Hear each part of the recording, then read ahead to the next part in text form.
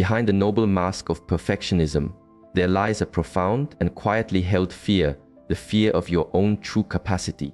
Many see this drive for the flawless as a mark of great discipline or a commitment to true excellence.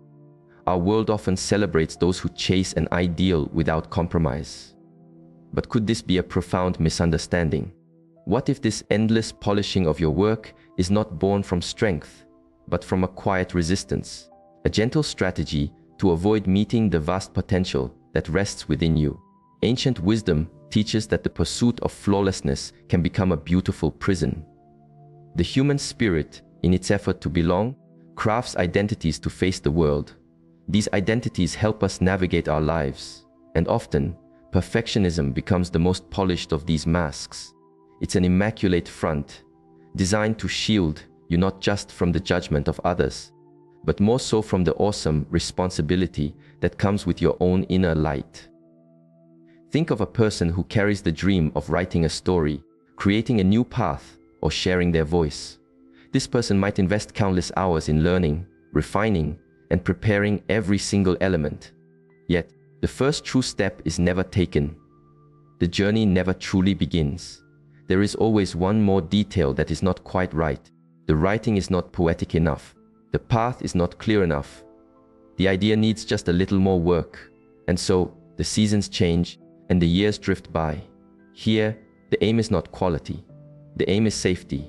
There is a fear of falling short, of course, but there is a deeper fear as well. The fear of soaring so high that you must recognize you could have taken flight long ago. This quest for the perfect conditions creates a state of beautiful stillness. You may appear active, always busy refining a minor point, always tuning an instrument that is never played, and all this time, you skillfully avoid the one question that could change everything. What am I truly able to bring into this world? The answer to that question is not just inspiring, it is also intimidating. To discover your own strength means you must also acknowledge the moments that have passed, the doors not opened, and the weight that accompanies your own true power. Ancient teachings suggest that the unseen parts of ourselves, the inner spaces where our quietest hopes and greatest potentials lie, often hold this unrecognized capacity. When you keep this treasure buried, you find honorable reasons for not sharing your gifts. Perfectionism is among the most respected of these reasons.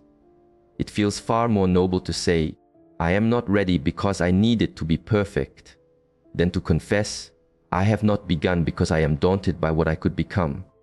Perfectionism, when viewed from a space of deep awareness, is not a simple habit of detail, nor is it a special quality that separates the great from the good. From this perspective, it is a deeply rooted inner pattern serving a very clear purpose: to guard your current sense of self against truths it feels unready to embrace. And among these truths is often your own profound strength. You see, human beings exist in a quiet tension between what they show the world and what they hold within. Perfectionism thrives in this middle ground. The intense need to present everything flawlessly becomes a worthy reason to postpone genuine movement. For as long as you are refining, you are not truly risking. Yet, there is something even more profound happening. This focus nurtures the public identity you've built, the face you present to the world. This identity longs for warmth, for acceptance, for a sense of belonging. For the person in the grip of perfectionism, this outward appearance becomes a shrine where no imperfection is allowed. You feel a need for others to see you as careful, as dedicated, as someone who holds high standards. This flawless public story acts as a shield, and behind this shield lies what ancient traditions call your unwalked path. This path holds not just your sorrows and wounds, but your unexpressed gifts, your quiet inspirations, and most of all, your greatest potential. Everything that was put aside, not because it was bad, but because it felt too large for the self you knew. This is why many who strive for perfection are deep down not just running from mistakes. They are running from a success so complete that their entire life would have to be reborn. Imagine someone with a vision to build something of their own. To others, this person explains they need more time, more knowledge, more resources. a deeper understanding of the path ahead. The reasoning is sound, even admirable. But in truth, there may be a deep, quiet fear, the fear of thriving, the fear of holding greater responsibility, of meeting the hopes of others, of being seen and known in a completely new way. Perfectionism is the most honorable justification. It prevents the fall, but it also prevents the flight. The inner world, much like nature, does not abide a vacuum. When your energy is not directed outward to create, to connect, and to grow, it turns inward. There, it can become a storm of anxiety, of self-judgment, of a deep spiritual restlessness. This is why, so often, the more one polishes the exterior, the more anxious, unfulfilled, and agitated they feel inside. Your spirit calls for expression, and perfectionism is a gilded cage that stifles that call. Therefore, this pursuit is not merely about wanting to do things well. It is a quiet strategy of your inner self to avoid the deep discomfort of meeting your own light. Because once you acknowledge your own power, you can no longer pretend to be small. You are called to use it. And that requires stepping into the open, embracing risk, walking with failure, and also with success, which for many is the most unsettling prospect of all. To speak of a fear of your own strength may seem strange. After all, isn't power what we seek? To be capable, to be effective, to shape our lives and the world with intention. But a deeper wisdom invites us to look beyond these surface desires. From this view, the fear of one's own power is not only real, but it is among the most grounding and challenging fears we face. This fear exists because true personal power is not just a source of accomplishment. It also carries with it the immense weight of presence and responsibility.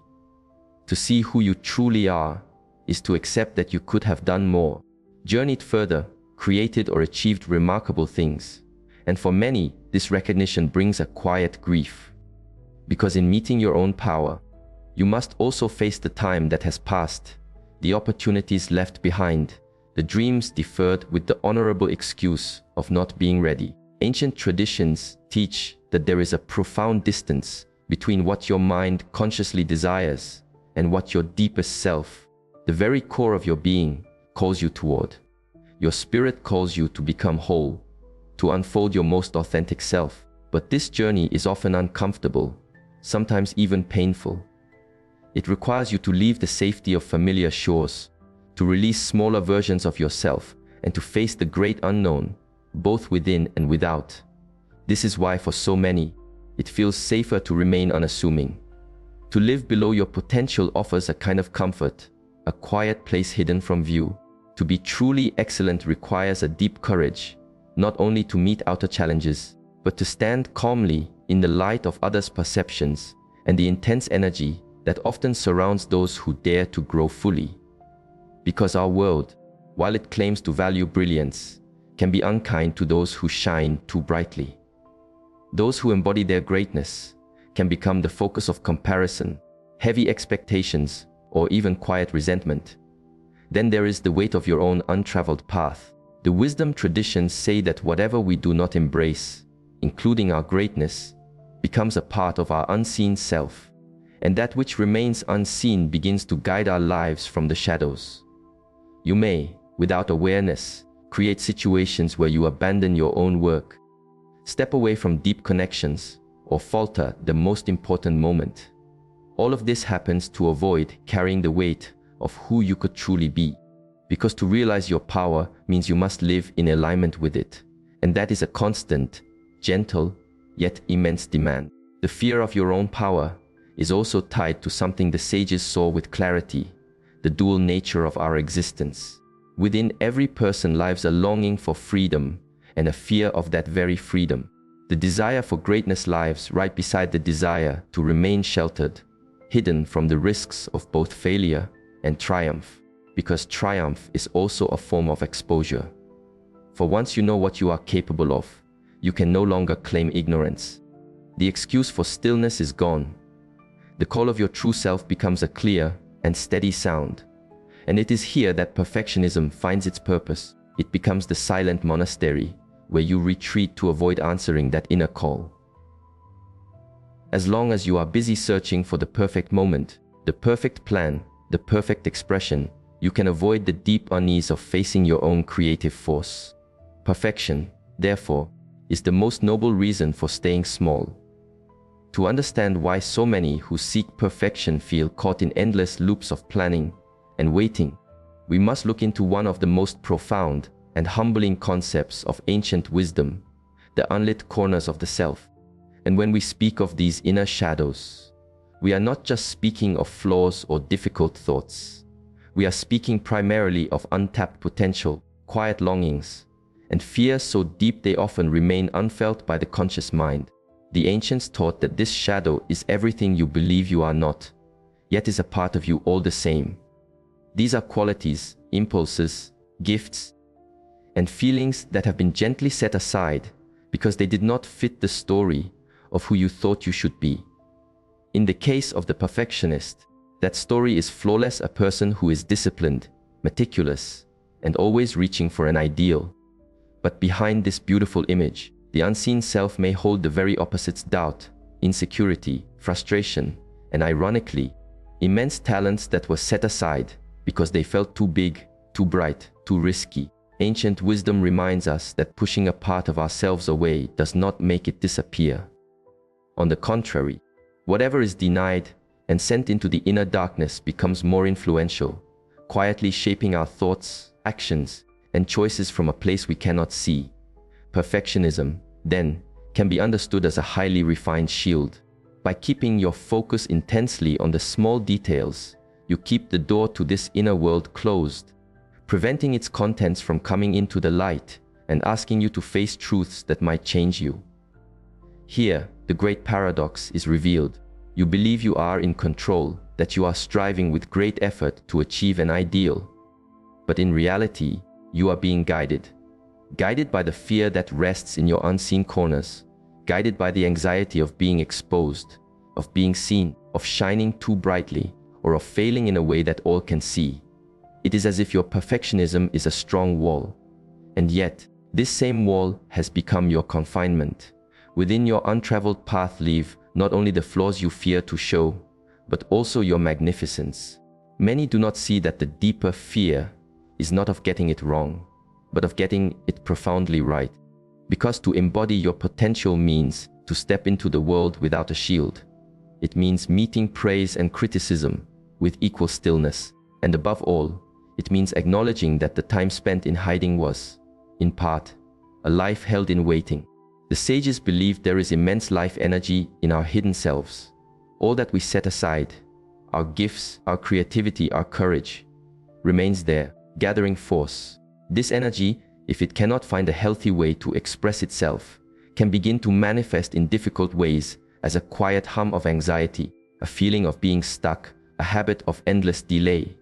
This is why many perfectionists live with a constant, low-level tension.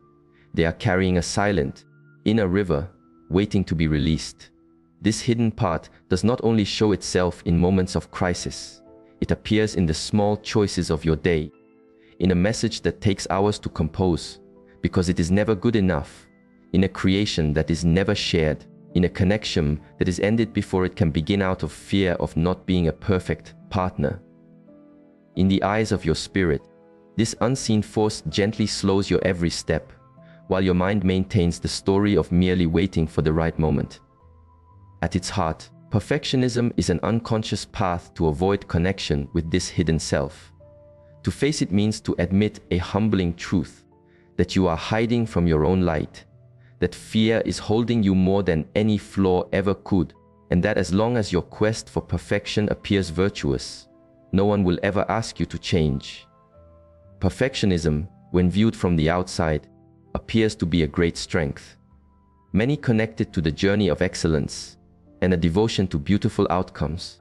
But those who live inside this armor understand the quiet, draining cost to the spirit. An ancient teaching states that whatever is held back or unlived asks for a price. For the one caught in perfectionism, this price often appears as anxiety, a sense of falling short, an inner stillness, and a life that feels subtly dissatisfying, even when it looks successful to the outside world. One of the greatest illusions of perfectionism is the constant feeling of being almost there. You are always just one step away from beginning, from launching, from revealing yourself, but you never arrive. This endless waiting for a flawless moment drains your life force. It creates an inner state of stagnation. The energy that should be flowing into action, into creating, into connection, gets caught in an internal vortex, spinning in place without an outlet. It is why many who seek perfection live in a state of exhaustion, even when they appear to be doing very little. There is also the quiet suffering born from a relentless inner critic. The perfectionist not only strives to do everything without error, but feels deep remorse for every tiny mistake, whether real or imagined. Small missteps become internal earthquakes, slowly eroding your sense of self. Wisdom traditions warn that a mind, when it becomes too attached to a single identity, this perfect outward image, cannot tolerate imperfection, because every small flaw feels like a threat to the very foundation of who you believe you are. The result is a person who lives in quiet fear of being discovered, as if at any moment everyone might see that you are not as capable, as wise, or as strong as you appear. But perhaps the deepest cost of perfectionism is spiritual. A core teaching says that to live out of alignment with your true potential naturally creates inner suffering. The perfectionist might gain the world's respect, but often carries a feeling of hollowness. You sense you are living in the shadow of who you could have been. The difficulty is that admitting this would mean accepting that years, sometimes entire chapters of a life, have been given to an impossible ideal. And this realization feels so heavy that many prefer to stay in the loop of endless refinement, even with a quiet awareness that they are holding themselves back. Another profoundly draining effect of perfectionism is the difficult relationship it creates with failure. The perfectionist sees mistakes not as steps on a path, but as signs of being unworthy. Each failure is felt as a deep wound to their being. This creates a powerful fear of movement. After all, if the goal is to be flawless, any stumble is unacceptable. This way of thinking not only holds back your own growth, but also quiets creativity. To bring forth something new means to explore, to risk, and to accept that many early forms will be beautifully imperfect. There is also the ripple effect on relationships.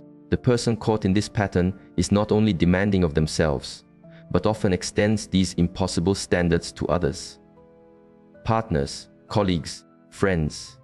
Everyone is quietly measured against an ideal of perfection.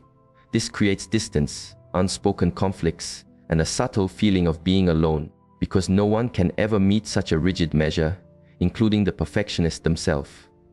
One ancient text, reflecting on the human condition, notes that the modern person, by losing touch with their deep inner nature, becomes susceptible to outer pressures and begins to live for the approval of others. The perfectionist is a clear example of this. You become so focused on maintaining a flawless front that you lose the connection to who you truly are. In this journey, you become more open to moments of crisis, of anxiety, and even deep sadness. However, the ancient wisdom also holds that there is a path forward. But this path is not about destroying your drive for excellence or embracing a lesser standard. The way forward is something much deeper: to acknowledge, to integrate, and to transform the energy that is currently caught in this draining cycle. For the very thing that now holds you can, when brought into the light of awareness, become the fuel for a more true and authentic life. If there is one thing that sets ancient wisdom apart from so many other ways of thinking, it is its profoundly transformative view of human struggle. For the sages, our symptoms, our anxieties, our patterns, our blocks are not simply problems to be removed. They are messages from our deeper self. They are invitations, sometimes quiet and sometimes jarring, to help you discover something vital about your path. In the case of perfectionism, the message is clear. There is an inner strength that is being held back. There is an unlived life that is asking, with great patience, to finally emerge. The wisdom traditions did not see the drive for perfection as a moral failure. They understood it as an honorable shield, created to protect your sense of self from facing inner truths that still feel too large, too overwhelming to be met. But they also warned that if this shield becomes rigid, it transforms into a prison, and the key to opening the door of this prison lies in the journey of becoming whole. To become whole in these traditions is the path of embodying all that you are. It is the journey of bringing all the parts of your inner world into harmony, especially those that have been quieted, set aside, or seen in others but not in yourself. And here we find a vital insight. The goal is not to eliminate the hidden parts of yourself or to fight against your desire for excellence. The goal is to integrate, to transform, to allow the energies that were once trapped to now serve your conscious life. For the one caught in perfectionism, this means recognizing that the drive to do well is not itself a negative thing. The desire to create with care can be a remarkable force, capable of producing meaningful work, inspiring projects, and profound achievements. The challenge arises when this force becomes a tyrant, demanding an impossible standard and thus preventing any action at all. The path of wisdom, therefore, is not to destroy perfectionism, but to gently transform it from something rigid and still into something flowing and creative. The masters taught that this journey begins with a simple act of courage, to look toward your inner, unseen world and ask without judgment, what am I trying to avoid by needing things to be so flawless? For many, the answer is humbling. You are avoiding the discovery of what you are truly capable of. You are avoiding the responsibility of using your gifts, your voice, your unique energy. Because to shine fully requires you to accept being seen, to meet judgment with stillness, and above all, to commit to your own quiet greatness. Another central teaching of the ancient paths is the importance of welcoming imperfection as a natural part of the creative way. The sages taught that growth happens in the fertile ground of mistakes, of trying, of learning. One who waits for perfection before they act never brings anything of substance into being, because perfection, by its very nature, is a horizon, not a destination. And it is this very truth that the perfectionist finds so hard to embrace. There is a powerful insight from this tradition that captures the entire idea. Freedom arrives the moment you give your first attempt the permission to be imperfect. Freedom is born when you accept that the first words on the page will not be perfect, that the first expression of your art will not be a masterpiece, that the first step on a new path may be unsteady, and that this is the natural way. It is in this space of allowing for imperfection that true creativity lives. It is there that original thoughts, new ways, and authentic works that carry your unique spirit are discovered. But the sages did not only offer deep insights, they also pointed to practical ways to begin this transformation. One of them is a quiet dialogue with your fear. Instead of running from resistant thoughts, you can write them down, sit with them, and ask what truth each fear holds. Another way is to begin in a small way, to act even when you do not feel fully ready. To do something today, even if it is not perfect, because paradoxically, it is in imperfect motion that the spirit is set free. The great truth is that no journey of becoming whole is entirely comfortable. It takes courage to admit that much of your need for perfection is simply fear. It takes humility to embrace your own beautiful, fallible human nature. But according to the sages, only this path leads to a life that is true, and more than that, to a life that is filled with meaning.